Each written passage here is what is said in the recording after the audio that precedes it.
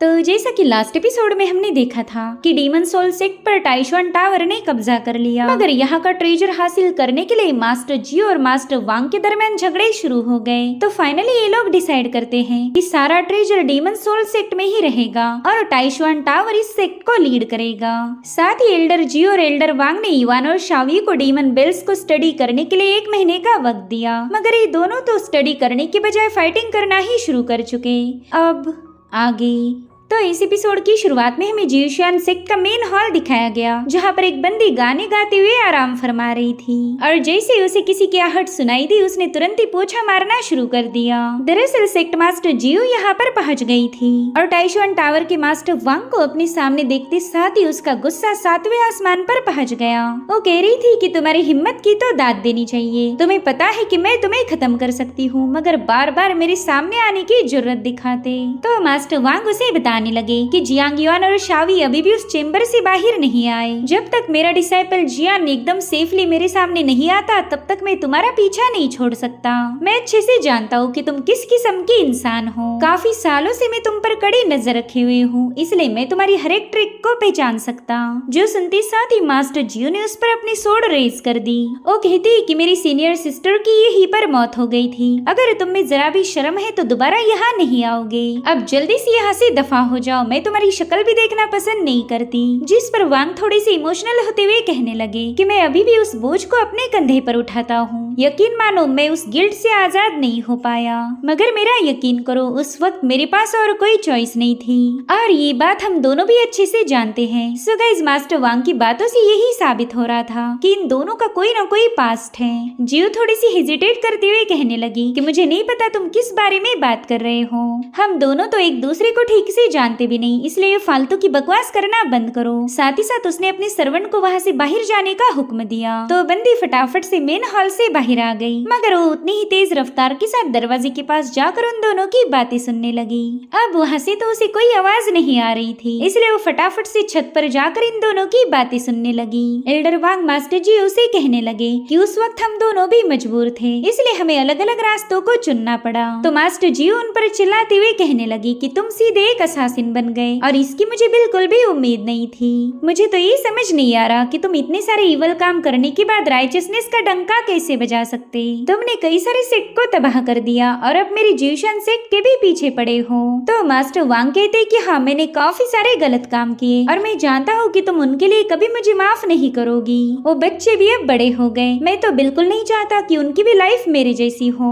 जिस पर जियो कहने लगी कि वो बच्चे तुम्हारे बिल्कुल नहीं, वो तो तुम्हारे 2 मरे हुए भाइयों के बच्चे हैं। सो गाइस मेरे ख्याल से ये दोनों टाइशुआन टावर के रुआन और शाओ के बारे में बात कर रहे हैं। मास्टर जी उनके सामने शिकायत लगाते हुए कहने लगी कि तुमने हमेशा अपनी फैमिली को ही प्रायोरिटी दी, तुम्हारे लिए तो तुम्हारे भाई ही सबसे ज्यादा इम्पोर्टेंट थे, मेरे लिए तो तुमने कभी कोई एफर्ट्स नहीं लगाए। अब ये सारी बातें सुनने के बाद वो बंदी तुरंत ही अपना इंटेलिजेंस रिपोर्ट लिखना शुरू कर देती है। उसने अपने रिपोर्ट में बता दिया कि टाइशुआन टावर का मास्टर वांग और जियोशियान सेक्ट की मास्टर जियो का चक्कर था। इन दोनों ने न जाने कितने ही सारे हसीन लम्हे एक साथ गुजारे और अभी दोनों एक दूसरे के जानी दुश्मन हैं। जिसके बाद हमें जियोशियान सेक्ट का फॉरबिडन एरिया दिखाया जाता है, जहाँ पर शाओ और वांगी अभी भी पहरा दे रहे थे। इन दोनों की शक्लों से ही पता चल रहा था कि ये लोग यहाँ बैठ कर काफी ज्यादा बोर हो गए। वांगी शाओ को बताने लगी कि 28 दिन तो ऐसे ही बीत गए, अब बस 2 दिनों की बात है और फिर ये दोनों भी सिक्लिजन से बाहर आ जाएंगे। जिस पर शाओ कह रहा था कि मुझे पूरा यकीन है कि मेरा भाई युआन डीमन बेल को अच्छे से स्टडी कर लेगा, उसने दूसरे भी मजे किए और स्टडी में भी टॉप किया होगा।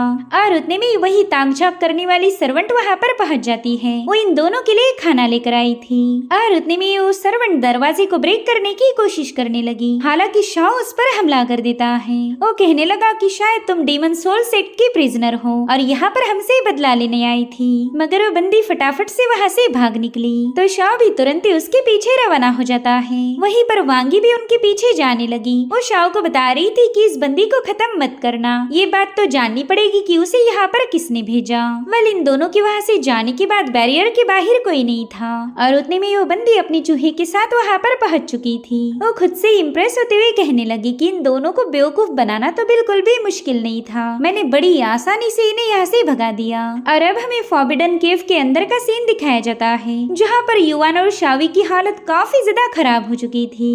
इन दोनों की आंखों के नीचे बड़े बड़े डार्क सर्कल्स आए थे। युवान उससे कहने लगा कि 28 दिनों से हमने कुछ भी नहीं खाया, प्लीज थोड़ा सा खाना खा लो। मेरा भाई बैरियर के बाहर से हमें ढेर सारा खाना भेज रहा, लेकिन तुम हो कि उस खाने को हाथ भी नहीं लगाती।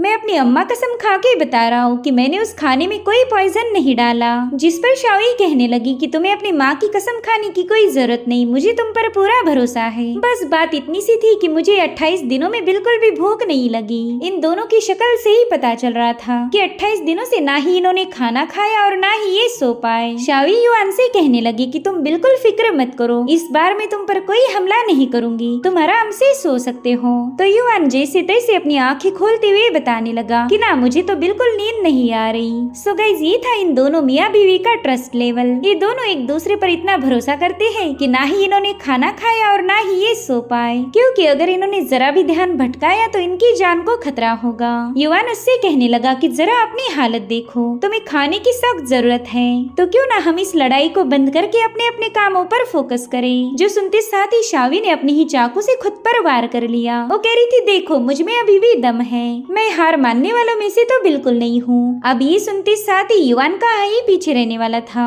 उसने भी अपनी हिडन नाइफ की मदद से खुद पर अटैक करना शुरू कर दिए। वो कह रहा था, देखो मैं कितना ज्यादा इम्प्रेसिव हूँ, मैं भी तुम्हारे सामने हार नहीं मानूंगा। चलो देखा जाए कि हम दोनों में कौन आखिरी तक जिंदा बचेगा। जो भी आखिर तक जिंदा बचेगा वही इस राउंड का विनर होगा। और इस तरह से इन्होंने खुद पर ही वार करना शुरू कर दिए। दरअसल ये राउंड था इंड्योरेंस का, जिसमें ज्यादा दम है वही इस राउंड को जीत पाएगा। वेल ये दोनों भी खुद की बॉडी में डैगर चुभाने में बिजी थे कि तभी वहाँ का फ्लोर ब्रेक करते हुए वो चूहा वहाँ पर पहुँच जाता है। वो चूहा भी इन दोनों की हरकतें देखकर थोड़ा सा हैरान था। दरअसल इस चूहे के जरिए वो बंदी इन दोनों को देख रही थी। वो हैरान होते हुए कहने लगी कि कहीं इन दोनों का दिमाग खराब तो नहीं हुआ, मैंने तो सुना था कि ये न्यूली मैरिड है, इन दोनों ने तो बिस्तर पर होना चाहिए था, मगर ये लोग तो जमीन पर बैठकर खुद को ही घायल कर रहे। और उतने में युवान की नजर पड़ी उस चूहे पर जिसने अपने सिर के ऊपर लेग पीस पकड़ लिया था। युवान तो हैरान होते हुए कहने लगा कि मैं ऐसा कुदरत का करिश्मा पहली बार देख रहा हूँ, देखो तो यहाँ की ग्राउंड से चिकन का लेग पीस बाहर आ गया। तो शावी कहती हाँ, और उसके साथ साथ एक बन भी आया, मेरे ख्याल से इसमें पॉइजन नहीं होगा। और अब वो तुरंत ही उस बन को ग्रैब करने की कोशिश करने लगी, लेकिन वो बन उसके हाथ नहीं लगता। वेल ये सब देखकर तो वो बंदी काफी ज्यादा हैरान थी। वो कहती है कि शायद ये दोनों भी काफी दिनों से भूखे प्यासे हैं, इसलिए तो इन्हें चूहे की बजाय लेग पीस और स्टीम बन नजर आ रहा। पता नहीं इन दोनों ने एक दूसरे की ऐसी हालत क्यों की होगी। खैर इसमें तो मेरा फायदा ही होगा, मैं बड़ी आसानी से अपना काम पूरा कर सकती हूँ। और फिर उस बंदी ने अपनी एनर्जी का इस्तेमाल करते हुए फटाफट से डीमन बेल्स पर कब्जा कर लिया। ये दोनों तुरंत ही उसे पकड़ने की कोशिश करने लगे, मगर तब तक वो चूहा वहाँ से जा चुका था। और अब वो दोनों डीमन बेल्स उस बंदी के पास पहुंच जाती है। वो बंदी इस ट्रेजर को देखकर जरा भी इम्प्रेस नहीं हुई। वो कहने लगी कि ये तो मामूली सी बेल्स है, पता नहीं लोग इन्हें हासिल करने के लिए इतना क्यों मरे जा रहे। पूरी की पूरी इमॉर्टल अलायंस में इनकी वजह से केओस मचा। इधर शावी और युवान भी समझ गए थे कि उन दोनों को चूना लग गया। जिस ट्रेजर के लिए वो लोग इतना फाइट कर रहे थे वो तो किसी और के कब्जे में चला गया। किसी ने पपेट का इस्तेमाल करके एंट्रेंस को बाईपास किया है, पता नहीं वो कौन है जिसने इतनी शातिर ट्रिक का इस्तेमाल किया। सो अब इस बैरियर को ब्रेक करने के लिए शावी ने अपनी पावर का इस्तेमाल किया, मगर वो इतनी ज्यादा कमजोर हो चुकी थी कि बैरियर को बिल्कुल भी ओपन नहीं कर पाती। वो युवान को बताने लगी कि हमें 30 दिनों के लिए सेक्लूजन में रखा गया था, तो जब तक ये टाइम पूरा नहीं होता तब तक बैरियर भी ओपन नहीं होने वाला। और मुझ में इतनी ताकत नहीं है कि मैं इस बैरियर को ओपन कर पाऊँ। अब तो मेरे पास बस 10% पावर बची है।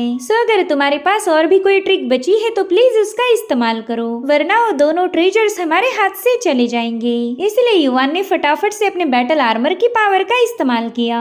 वो बड़े ही तेजी के साथ उस बैरियर पर एक जोरदार पंच हिट कर देता है, जिसके चलते वो बैरियर पूरी तरह से शटर होकर इन दोनों का रास्ता अनब्लॉक हो गया। शावी तो ये सब देखकर ही काफी ज्यादा हैरान थी। वो सोच में पड़ गई कि आखिर युवान एग्जैक्टली है कौन। वही दूसरी तरफ शाह और वांगी भी समझ गए थे कि उन्हें उस बंदी ने उल्लू बनाया, इसलिए ये दोनों भी तुरंत ही बैरियर की तरफ तरफ रवाना हो गए। तब तक शावी और युआन भी फॉरबिडन केव की एंट्रेंस के पास पहुंच चुके थे। शावी युआन से कहने लगी कि जल्दी से जाकर उस चोर का पीछा करो, मगर युआन तो सीधा नीचे बैठ गया था। वो शावी को बताने लगा कि मेरे पाँव में जरा भी ताकत नहीं बची। मेरे ख्याल से हम दोनों ने बेवजह ही एक दूसरे के साथ फाइट की। इसी दरमियान शाह और वांगी भी वहाँ पर पहुंच चुके थे। इन दोनों की ऐसी हालत देखकर उन्हें काफी बड़ा झटका लग गया। युआन तुरंत ही उन्हें बताने लगा कि दोनों डीमन बेल्स को किसी ने चुरा लिया है। बताओ कि यहाँ पर कोई अननोन पर्सन आया था? तो वांगी बताने लगी कि हाँ, एक बंदी इस बैरियर को ब्रेक करने की कोशिश कर रही थी। हमने उसे रोकने की कोशिश की तो तुरंत ही यहाँ से भाग निकली। तो युआन बताता है कि वो कोई बंदी नहीं थी बल्कि एक पपेट था जिसने दोनों ट्रेजर्स को चुरा लिया। जो सुनकर शाओ कहने लगा कि शायद मैं इस चोर को जानता हूँ। वो बंदी हमेशा अलग अलग फॉर्म लेकर अपनी चोरी को अंजाम देती है। उसे तो लेजेंडरी थीफ के नाम से जाना जाता। उसने पावरफुल से पावरफुल ट्रेजर भी बड़ी आसानी से चुरा लिए। तो वांगी कहती हाँ बिल्कुल, और उसे आज तक कोई भी कैप्चर नहीं कर पाया। अगर वाकई ये चोरी लेजेंडरी थीफ ने की है तो फिर हमें वो ट्रेजर नहीं मिलेंगे। जो सुनकर शावी युआन से कहने लगी कि ये तो बहुत बड़ा मसला हो गया, मगर मुझे पूरा यकीन है कि मेरे हस्बैंड उस चोर को अच्छा सा सबक सिखाएंगे। तो युआन बताने लगा कि वो डीमन बेल्स हमारे लिए काफी ज्यादा इम्पोर्टेंट है, हमें कुछ भी करके उन्हें रिट्रीव करना ही पड़ेगा। मेरे ख्याल से वो चोर ज्यादा दूर नहीं गई होंगी, उसे अभी भी कैप्चर करने का हमारे पास मौका है। तुम दोनों फटाफट से जाकर आसपास के इलाकों में उसकी तलाश करो। तो वांगी युआन से कहने लगी कि तुम दोनों भी हमारे साथ चलो, इससे ये काम थोड़ा सा आसान हो जाएगा। जिस पर युआन कहने लगा कि क्या तुम्हें हम दोनों की हालत नजर नहीं आ रही? हम दोनों को भी आराम की काफी ज्यादा जरूरत है, इसलिए तुम लोग आगे जाओ और हम थोड़ी देर में वहाँ पर पहुँच जाएंगे। मगर वांगी को तो वहाँ से जाने की कोई भी जल्दी नहीं थी। वो इन दोनों को चेक करते हुए कहने लगी कि तुम दोनों काफी ज्यादा अजीब दिख रहे, ऐसा लगता है कि तुम दोनों की एनर्जी को किसी ने चूस लिया हो। जो सुनते साथ ही शाओ की हंसी छूट गई। वो वांगी से कहने लगा कि तुम तो बड़ी ही नाइव हो, तुम्हें ये सारी बातें समझ नहीं आएगी। ये दोनों 28 दिनों तक उस चेम्बर में बंद थे जहाँ पर इन्होंने लगातार फिजिकल काम किया है। इन्होंने इतनी तगड़ी मेहनत की कि इनकी एनर्जी पूरी तरह से ड्रेन आउट हो गई। देखो तो मेरे भाई की कमर में भी दर्द हो रहा। खैर छोड़ो, ये बातें तुम्हें समझ नहीं आने वाली। जिसके बाद ये दोनों भी उस चोर की तलाश में वहाँ से रवाना हो गए। उनके वहाँ से जाते साथ ही दोनों सीधा नीचे बैठ गए। इनमें तो जरा भी एनर्जी नहीं बची थी कि उस चोर की तलाश कर पाए। शावी युआन को बताने लगी कि क्यों ना थोड़ी देर के लिए आराम किया जाए, बाद में हम उस चोर को ढूंढ लेंगे। अब तो हम दोनों को एक दूसरे से कोई खतरा नहीं। जिस ट्रेजर के लिए हमने आपस में झगड़े किए थे वो तो अब जा चुका है। इधर वो चोर एक पोर्टल के जरिए फॉरबिडन केव में पहुंच गई। वो कहने लगी कि आज तक मैंने न जाने कितनी सारे सेक्ट पर डाका डाला, लेकिन ये वाली चोरी सबसे ज्यादा आसान थी। इन बेवकूफों को लग रहा होगा कि मैं यहाँ से भाग निकली, लेकिन मैं तो अभी भी यहीं पर मौजूद हूँ। वहीं दूसरी तरफ हम युआन और शाओ को देख पाते हैं, जो कि बड़ी कमजोर हालत में उस चोर की तलाश में निकल पड़े। युआन कह रहा था कि अगर हम दोनों एक दूसरे पर जरा भी भरोसा करते तो हम पर ऐसी नौबत ना आती। ऐसी हालत में अगर वो चोर हमें मिल भी गई तो भी हम उसका कुछ भी बिगाड़ नहीं सकते, उल्टा वही हमारी धुलाई करके भाग जाएगी। इधर उस चोर ने फैसला लिया था कि वो इसी सेक्ट में बैठकर कल्टीवेट करेगी। उसे पूरा यकीन था कि ये लोग आसपास के इलाकों में उसकी तलाश करेंगे, ना कि अपने ही घर में। वही दूसरी तरफ युआन शावी को बता रहा था कि बस मेरी थोड़ी बहुत पावर रिकवर हो जाए, फिर देखना मैं कैसे उस चोर को दबोच लेता हूँ। और उतने में इन दोनों की नजर पड़ी उस चोर पर, जो कि दोनों डीमन बेल्स लेकर उनके सामने खड़ी थी। वेल, इस बार तो चोर का अंदाजा भी गलत निकला। उसे लगा ही नहीं था कि उसे कोई यहाँ पर ढूंढ पाएगा। ये तीनों लोग एक दूसरे को आमने सामने देखकर काफी ज्यादा शॉक हो गए। और इसी के साथ एपिसोड यहीं पर एंड हो जाता है। Thank you so much for watching. Bye bye, take care.